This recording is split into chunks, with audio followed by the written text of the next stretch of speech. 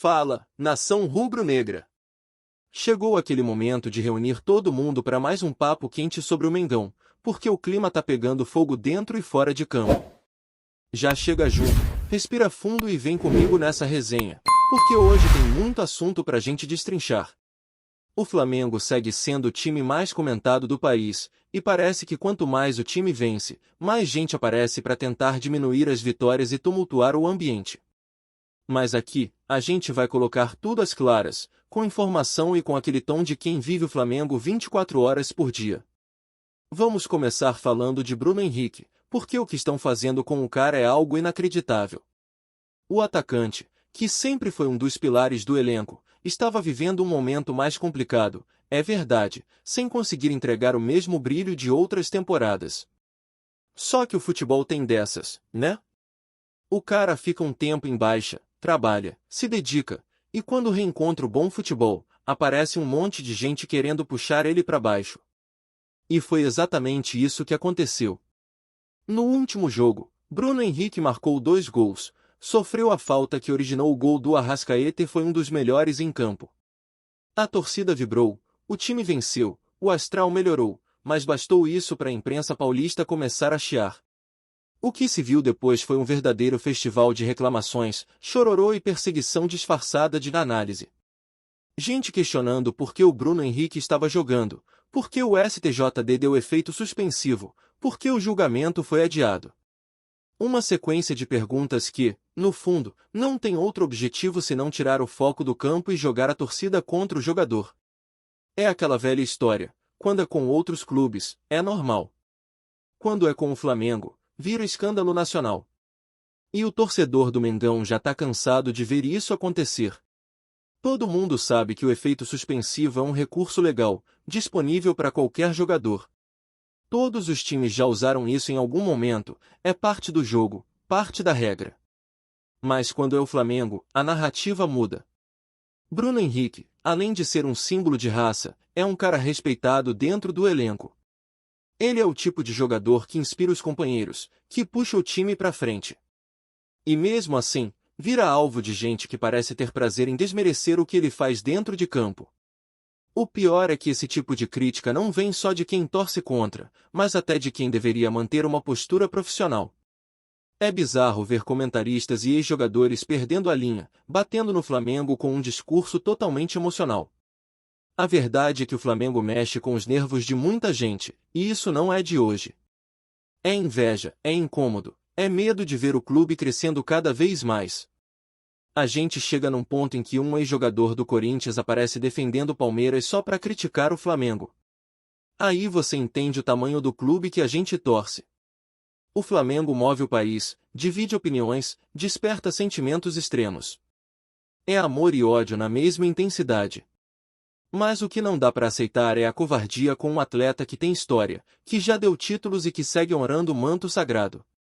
Bruno Henrique tem o direito de jogar enquanto houver brecha legal, como qualquer outro jogador. E quem não gosta, reclame com a lei, não com o Flamengo. O time tá dentro das regras, e ponto final.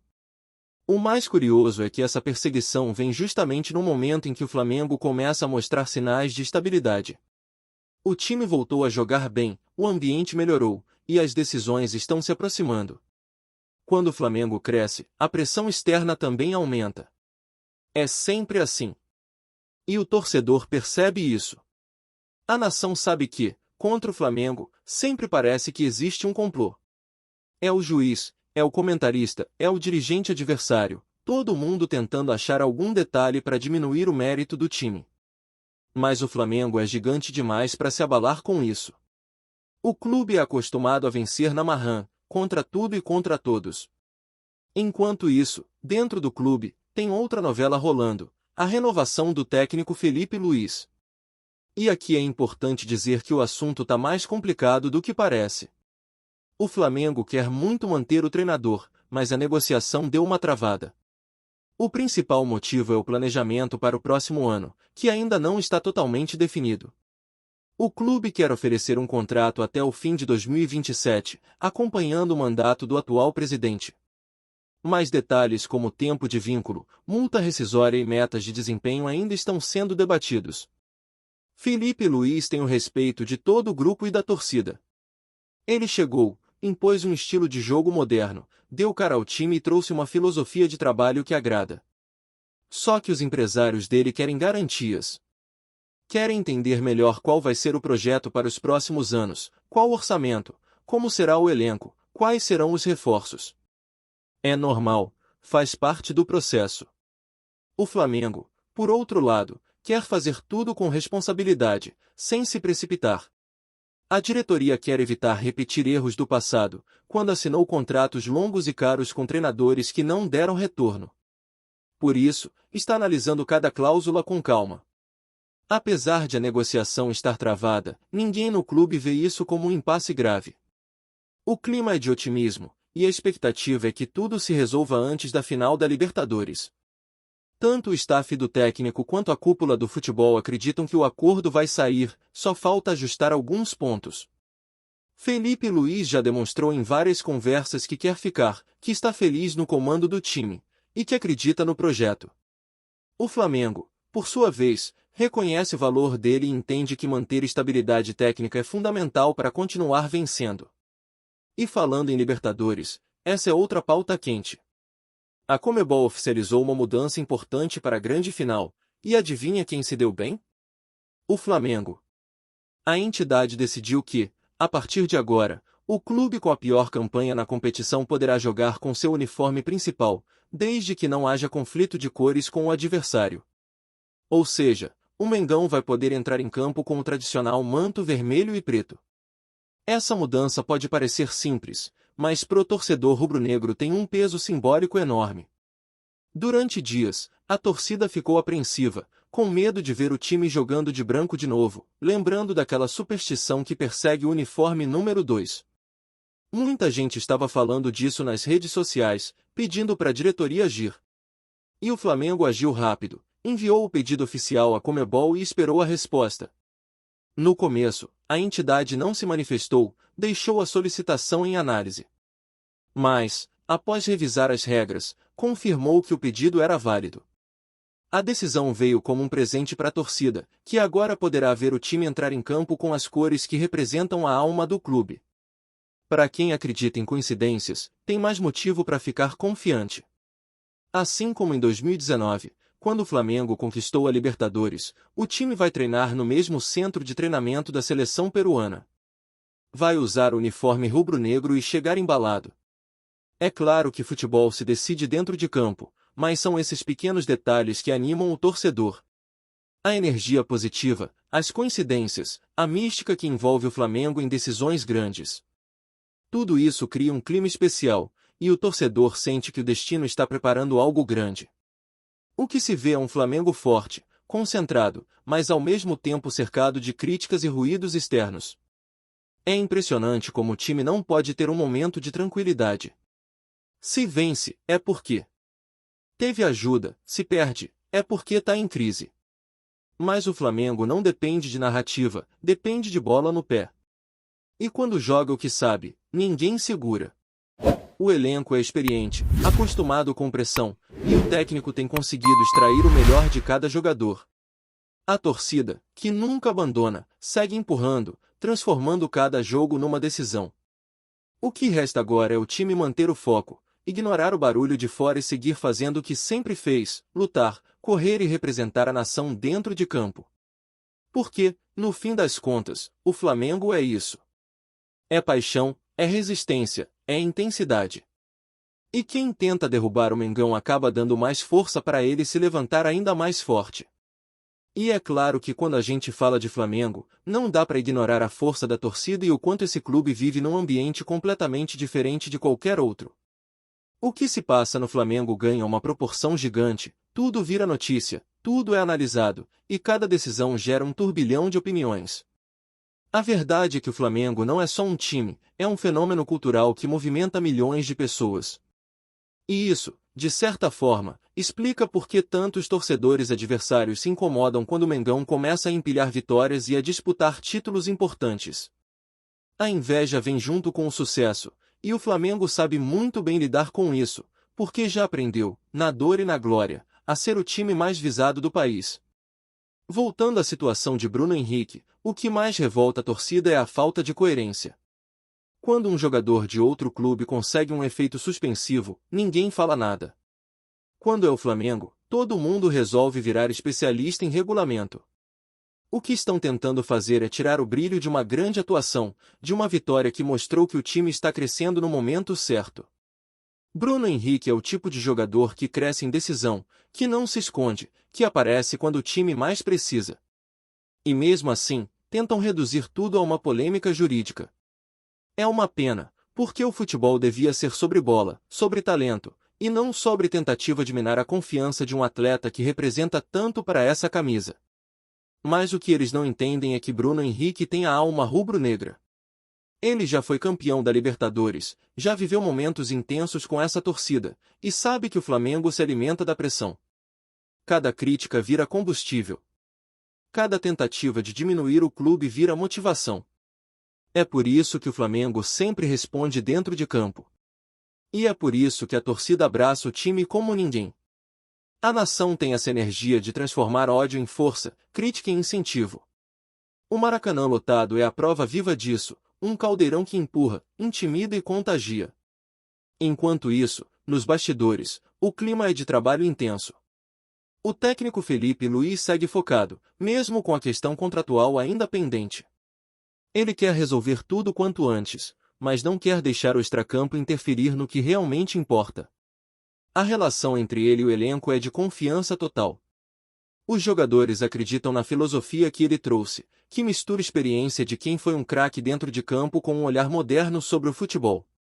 Felipe tem conseguido equilibrar o time, dar liberdade para os talentos e, ao mesmo tempo, organizar a defesa, algo que o Flamengo vinha precisando há tempos.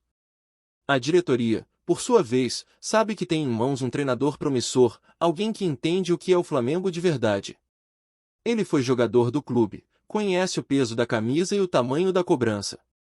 Isso faz diferença.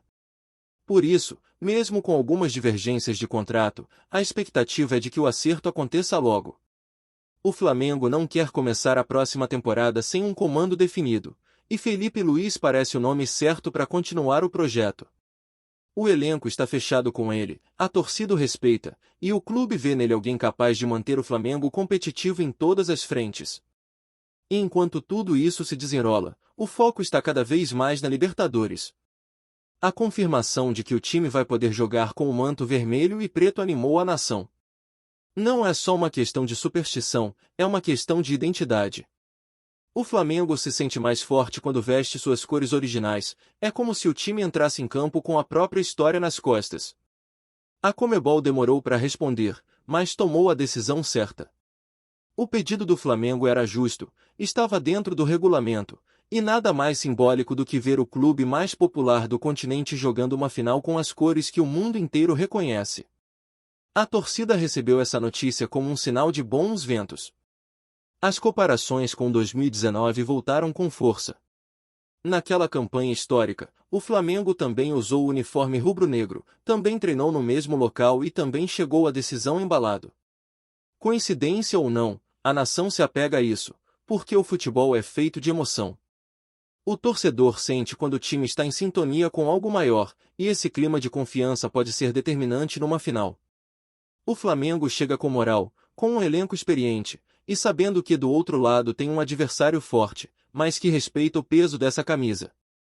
E quando a bola rola, a história mostra que o Flamengo costuma crescer.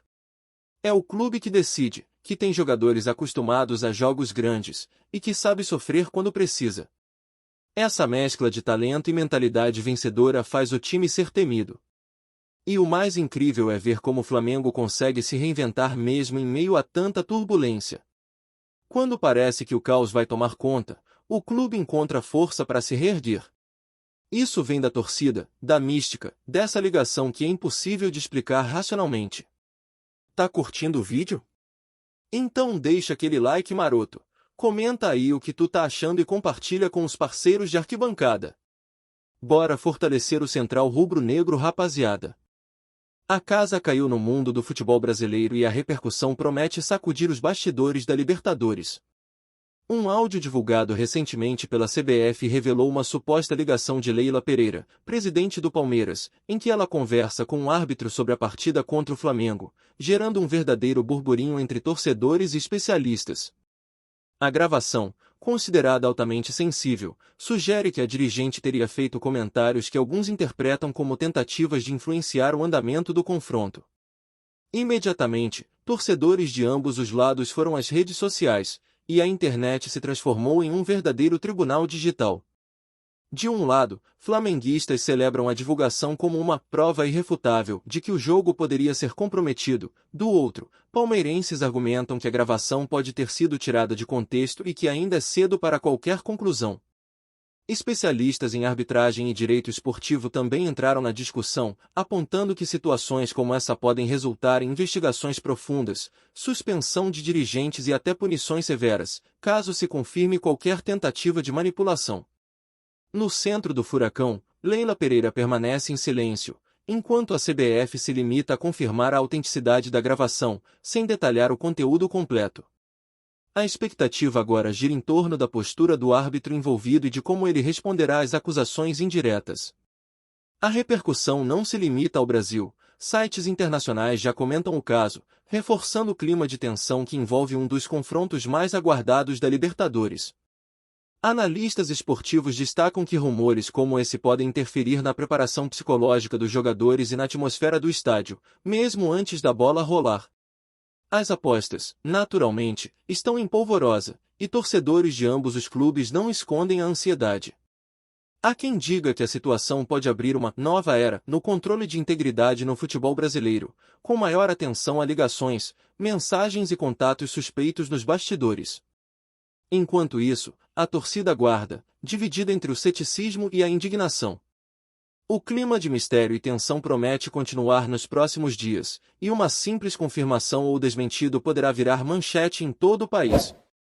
No futebol brasileiro, a máxima de que o jogo começa fora de campo nunca pareceu tão atual.